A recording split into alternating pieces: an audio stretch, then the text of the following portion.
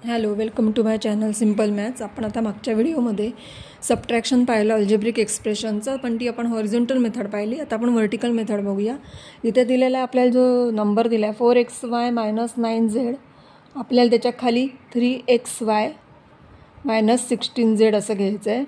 आता ज्या वेळेला आपल्याला हॉरिझॉन्टल मेथड किंवा व्हर्टिकल मेथड आपण यूज करतो त्यावेळेला आपल्याला साईन चेंज करावे लागतात. म्हणजेच आपल्याला सबट्रॅक्शन करायचं म्हणून साईन चेंज करायचं. तर या इथे ठिकाणी 3ला जी साईन आहे इथे साईन नाही म्हणून ती प्लसची आहे.